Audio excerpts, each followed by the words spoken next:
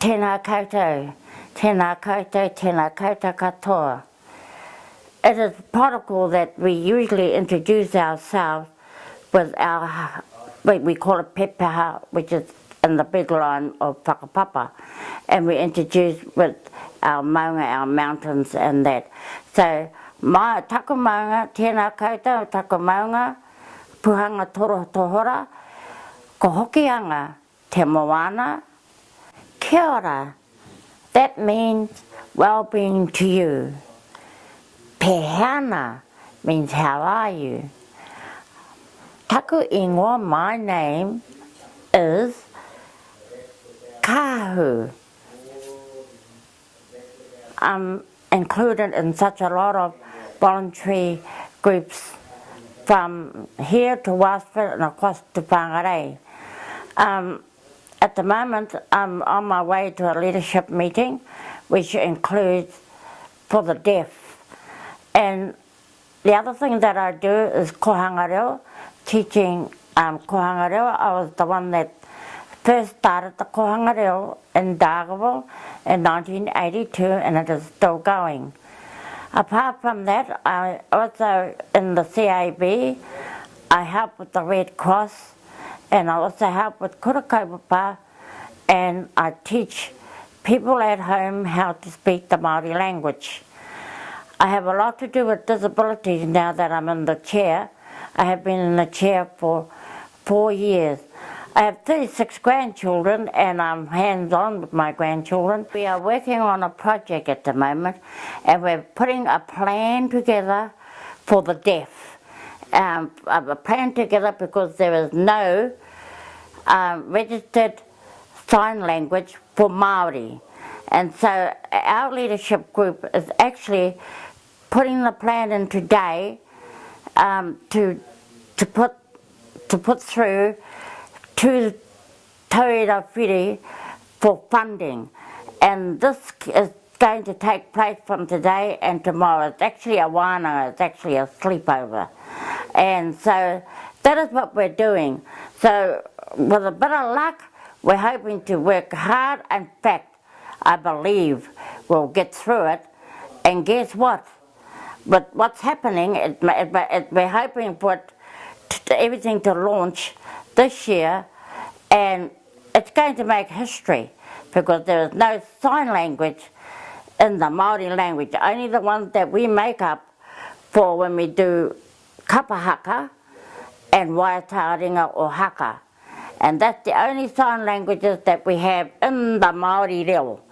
Thank you very much. Now, one thing that we have worked on at the moment is the word marae. And we put the marae like this, because the marae means forecourt, or the forecourt, and so we speak with, at the moment the word is like that, and that's the only name that we have put through at the moment. There are many others that we are working on, like for one is, well, waka of course you would know, but there's one word that I do have in mind, and that's ear, and ear to listen inside, inner hearing, and that's rongo, instead of just hakarongo, it's rongo. Thank you. At the moment, I am in the Manawanui individualised funding, and they have helped me such a lot because I am able to employ my staff, and it's given me independence actually, because I can put in time of my own when I can be put to bed or have breakfast or get up.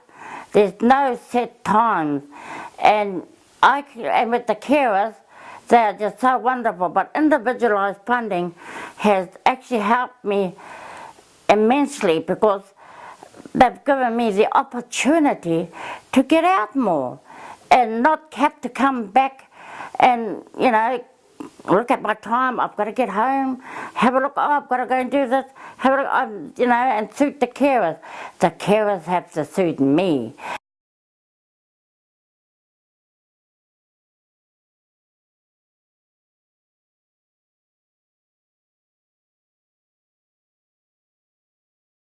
Hi everybody, my name is Lena. Karina Rose is her caregiver before school and after school. Karina is my niece, Karina is my brother's daughter. And through individualised funding, Karina gets a pūtia. I'm Marino and I'm 13 years old. I go to Te Karaka for Maori o Whangaroa. It's actually been really awesome. I've actually done a lot of things with Marino and it's her first time doing them. I really love it because I get to do her first things like swimming in the ocean without anything. She's learned how to swim. Well, I've taken her for her first snorkel to have a look in the moana. These are things that our family do, and I've been able to do that with her. Kayaking, we go swimming every Wednesdays, and it's not only, I'm able to do the things that our whānau love to do, and she's able to do them with us, and that's probably the most awesome thing. And also our getting to know her and her getting to know me, it's really awesome. Like today, we're able to go as a whānau to her kura things, and my kids are there too because they go to the same school, so it's awesome. And in the morning it works really well because I can bring my daughters to her house, we can get ready, and then they can go to kura together. Some of the things I do with Karina is swimming, and and she comes with me to do my wheelchair soccer on Saturdays, I think. What is the coolest thing you've done with her? I think it would have been the snorkeling with her. Yeah, that was cool. So I'm away quite a bit, and because of that, with the individualised funding, it's not just the individualised funding. I know that my kōtiro is well cared for with Karina. It's not just Karina too. With Karina comes grandparents, mokos, other cousins. I know when I'm away, Marino's the last thing I think about, I worry about, because she's all surrounded with, with her whānau here, looking after her. If Marino's timetable changes at times, she has appointments now and then, she has just different things that we do, and it just allows me to be there for her when she needs to be, and also works in with my children and my family life as well. I not only help Marino, but she helps me, and it's just helped us all to have our relationships with each other. It's a bonus to have this funding to help Karina, the mokos, and her and the mokos helping Marino look after me.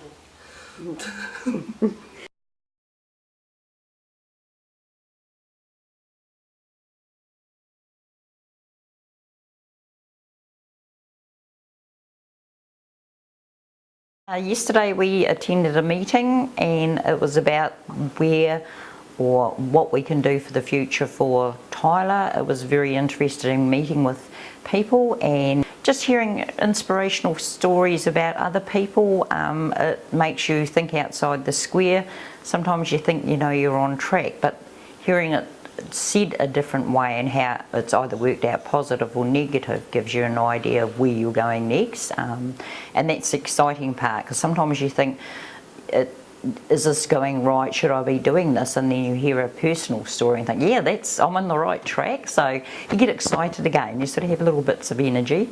For me, from where we came from, which was a pretty sad time for us, to where we are now is really, really positive, and I think from where we're going to in the future is going to be really, really great. With the meeting yesterday with Anik, just having somebody else who tells a positive story, an inspirational story, and how it's spoken, it affects you, and it's about finding like-minded people who are thinking in the same direction. So that was very, very good, as well as the other parents there. We were all getting excited. People are actually listening to us and helping us with information, good information, not where we can get services. It's about how we can find out or where we can go for things that we need, and nothing to do with services. Yeah, and it's the everyday living things you do that's interesting to us. I personally belong to a lot of parent groups, and the importance of actually sharing your story with other parents is really, really empowering. And it's so easy to speak to people where they understand where you're coming from. So sharing stories to other parents, to other families, to as many people as possible, for me, is a really good thing. It's really positive, and it's probably more human than what we used to. Not human, yeah. With the service providers, it's not really personal.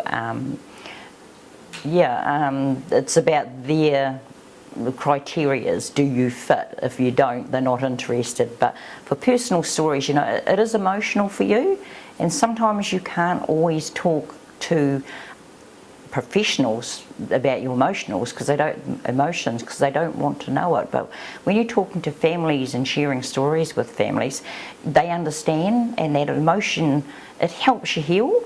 Recently we've been doing a lot of meetings, but mostly with service providers and the ministry, on how our life has changed from the old service to the new services, Manawanui in charge, as well as Enabling Good Life.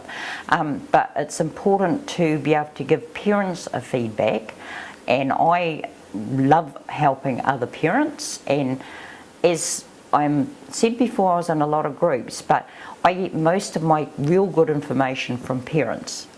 So I like to give it back to parents. With the service providers, they like to give you information that goes from service to service to service, and you have to follow up on them. Whereas with parents, you can give them exactly where they should do and how they can do it, and you get to skip all those in-betweens, and that's the part I like. For sharing your story to other parents, they can skip out all that other stuff where you go round and round in circles and jumping through hoops, and you can go straight to the source of where you need to get help. And that's what I like to do. I get quite excited I can help with somebody, as a lot of people have helped me in that respect. You know, oh no, you just do it straight here, and it saves you time. Because my biggest thing having Tyler is I want to be a mum to him. I don't want to be running around and spending my time going from service provider or service to service just for something that we need. We need it now, and we can get on with our life, and that's the part that's exciting, that a lot of time is unnecessary time that we've wasted before. We don't have to worry now, we just do what we have to in life, yeah, and that gives me more energy. My idea for Tyler, for where he lives as he's getting older, he's 21 now, we have many ideas. I'm not sure whether he will be in a place with other disabled people as a group setting, or he could possibly live in his own place. Again, it's another scenario we're looking at. Or he can be in with non-disabled people, because that's another possibility. And hearing people's stories and their success of how it's worked helps you feel a lot better on what your decisions are going to make. At the moment we're still in we could try this, but we're actually needing to take steps and feel comfortable within ourselves that it's a good move. I am expecting a lot of mistakes, but that's part of life for anybody. So I actually want Tyler to go through those, maybe putting him into a flatting situation with able-bodied people, so that he can do all able-bodied people do, and maybe later in life put him in separate. Yeah.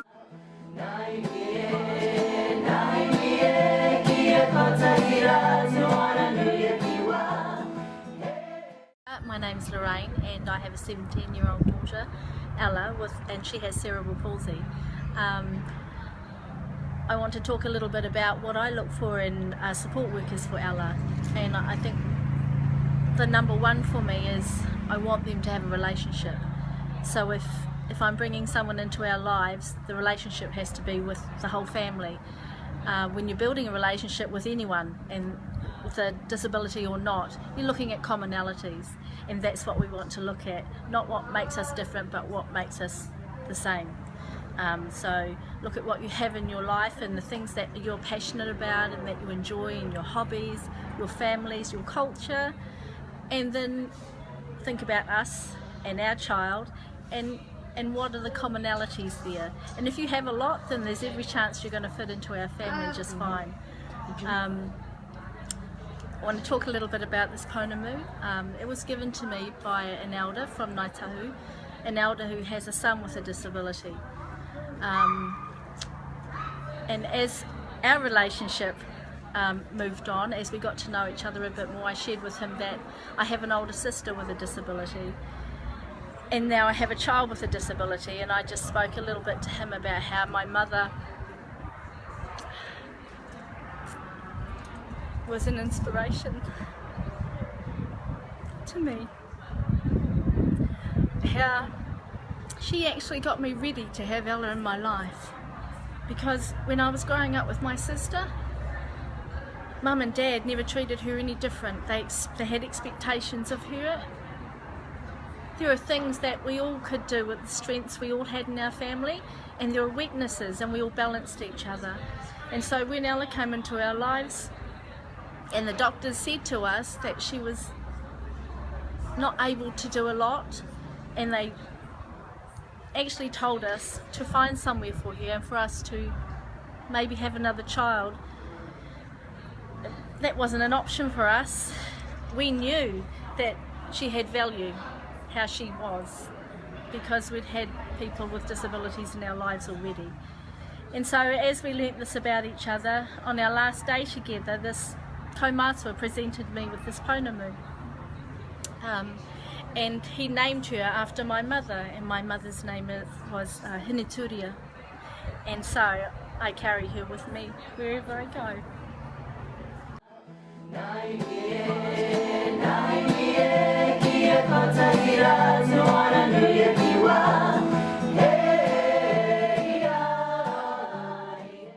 I was under service provider, yeah, that's right, service provider, and everything was tick-tock, tick-tock, tick-tock. And so that didn't give me a chance to stay at kohanga as long as I wanted to.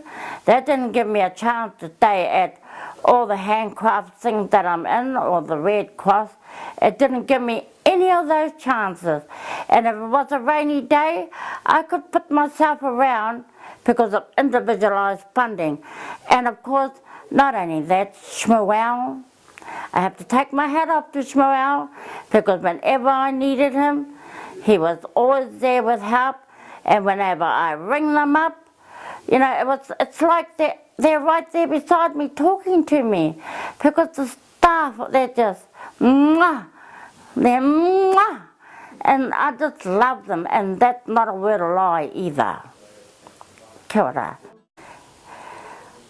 Ko kahu, hera mai kuri, tōku ingoa, my name, tōku ingoa, tēnā koutou, tēnā koutou, tēnā koutou katoa.